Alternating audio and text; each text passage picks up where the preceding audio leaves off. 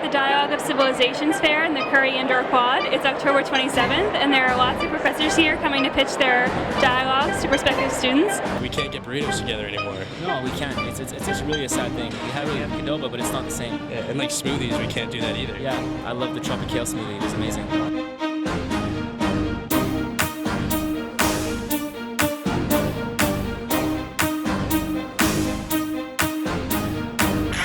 This is Cole and Jill for the Husky Update, bringing you fascinating news from around the northeastern community. Boloco Burritos in the Marino Student Center has just closed.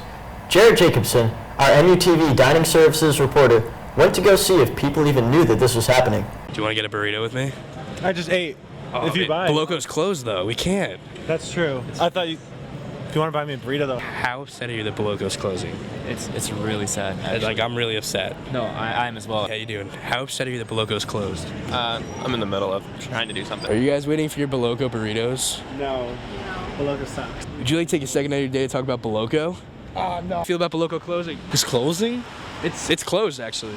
Oh wow, that's crazy. I mean, I'm gonna miss it. Honestly, it's about time. Boloco has been in this location since 2000, so the past 16 years. If you were very upset and distraught over the closing of this Boloco location, there are 9 other Boston locations, as well as locations in Rhode Island and New Hampshire. Boloco actually had a say in saying what restaurant will replace them, and that restaurant is going to be Be Good.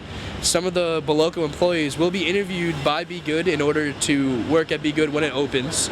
And also, Be Good right now has 45 locations, and by March of 2017, they're trying to expand to 60. Did you know that Boloco was closing? I did not. Did you know actually that it's already closed? Actually, no, I didn't know that. Yeah, it's been closed since last week. Did you frequent Boloco around campus? Yeah, I'm more of a Qdoba guy, and but I like their smoothies though. So in the summer, I got some smoothies. Did you even know that Boloco was closing? I didn't know until it was closed and they had a sign on the doors. And what are some of your fondest memories of Boloco?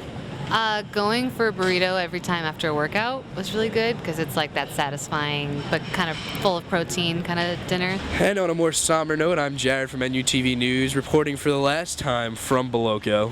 But stay tuned for next week when we're reporting on the closing of Taco Bell in Curry Student Center. Thanks, Jared. In other news, the College of Arts, Media, and Design hosted a research presentation by 2 professors in the communication department. Hi, I'm Professor Sarah Jackson, and this is my colleague, Professor Brooke Foucault-Wells. We're in the middle of completing a book project about the importance of hashtag activism, and specifically how people who have been marginalized based on race, gender, sexuality, etc., use hashtags. And we're working with our colleague, Moya Bailey, who is a professor in the Department of Culture, Societies, and Global Studies on this project. Students showed up interested in hearing about the importance of hashtag activism and how social media allows minority groups a tool to shape conversations and make their voices heard about topics such as police brutality, street harassment, and transgender rights. The first day of Parents Weekend, hundreds of students met on the freshman quad for this year's annual underwear run, dancing to a live DJ performance and running all the way to the Presenter Center despite the pouring rain. I went on the scene to brief you on the event. You guys ready? Check this out!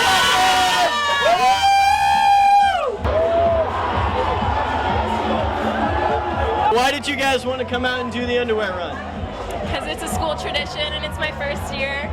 It's fun. I'm trying to find the woman of my dreams. I'm trying to find the woman of my dreams. Come on up. Come on. Come on. Worried about all the parents that are here on campus? No, that'd be fine. That'd be fine. Are you guys worried about the rain at all? The rain is a plus because it makes you look more muscular. It doesn't matter. I got a plastic bag for my phone. So what do your friends think about it? My friends have known I'm really lonely, so they said, Oleg, go find the woman of your dreams in the underwear run tonight. Thanks, Cole. In the news station, we have Alexa here to tell us about how some of the students spent the weekend with their parents. We had a lot of parents on campus this past weekend visiting for Parents Weekend 2016. Northeastern hosted a number of events for the occasion, such as special breakfasts and dinners, meetings with faculty from colleges, and regularly scheduled sports games. Mary, a new transfer student, said, "The hockey game was a great way to introduce my dad to the spirit at Northeastern. He loved the energetic atmosphere in the arena from the students and fans. He couldn't wait to go to the bookstore and buy a sweatshirt to show off his own Husky pride." There was also a sibling scavenger hunt, tours offered of Fenway Park, and Boston Duck tours. and a family fun festival on Centennial. Jillian, a freshman, said, "I live pretty close by, so it wasn't the first time I have seen my parents since school started, but it was really nice to spend the day with them. We went on a tour of Fenway Park through Northeastern, which we all enjoyed a lot." From the newsroom, back to you in the studio. Thanks, Alexa. This week, the list of Summer 2017 dialogues was released. On October 27th, the Global Experience Office hosted a Dialogue of Civilizations showcase for the many opportunities offered by Northeastern. Let's go to Andrea, who's at the fair in the Curry Student Center. What brings you here today? Just interesting seeing what kind of dialogues Northeastern provides. I really want to get some electives done abroad. There's so many for CAMD. I went on a dialogue 2 years ago and I really liked it and I want to go again. I just wanted to see if there was anything new. Do you know where you want to go?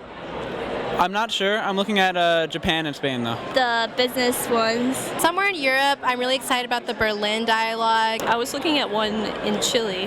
Maybe China. South America again. I was in Brazil last year and so I looked at just the Ecuador one. The Iceland one seems really cool, or Ireland. There's a couple ones in Italy, the Cuba one. There are about 70 dialogues listed on the GEO website. A bunch of them are here today, and we spoke to a professor about why it's important for students to go on dialogues. For one, if you're at Northeastern, I have a firm belief we are preparing global citizens. When you graduate, you are coming up on competing against others who actually are so globally educated.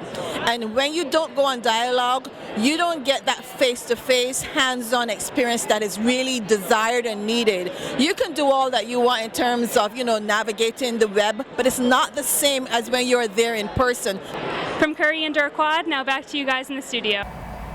Thanks, Andrea. If you'd like to know more about dialogues, you can check out the Global Experience Office website for more information. The Council for University Programs hosted a comedy showcase on October 24th.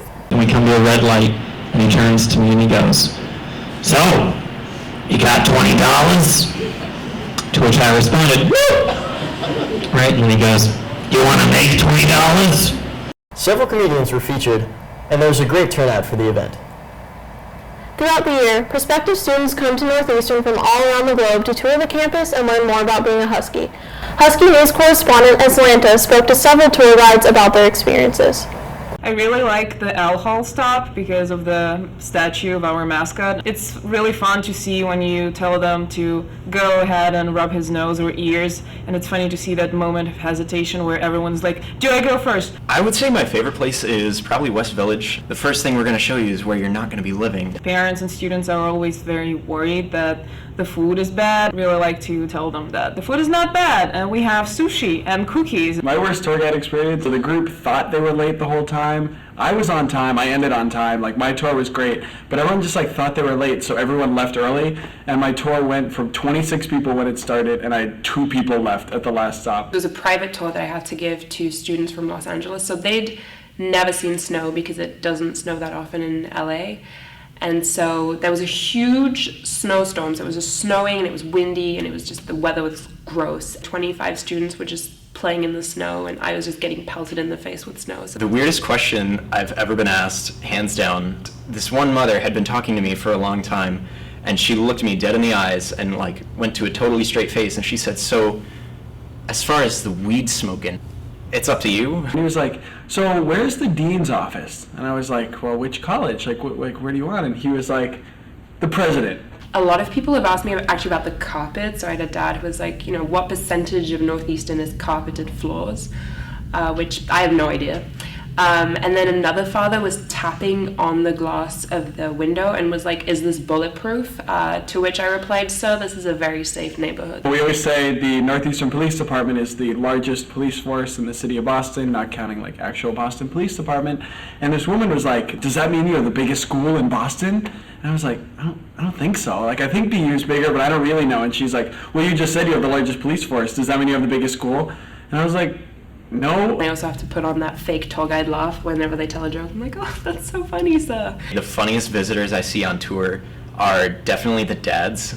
like you can't cross Huntington Avenue except when there's a green light, so they always like jaywalk, and they're like, I can cross the road and you can't. So one time I had this group, and there's this family that I really, really liked, and they were talking to me after the fact, mentioned that they wanted to see my room, and I was like, I felt comfortable with that, like I was okay with that, so I brought them up, like show them my dorm and stuff, and the second he walks into my room, he's like, ugh, smells like dirty socks in here. Thanks, Atlanta. It's time for our show to come to a pause, but we'll be back next week with more stories you can really sink your teeth into. Thanks for watching. I'm Jill. And I'm Cole. And this has been the Husky Update.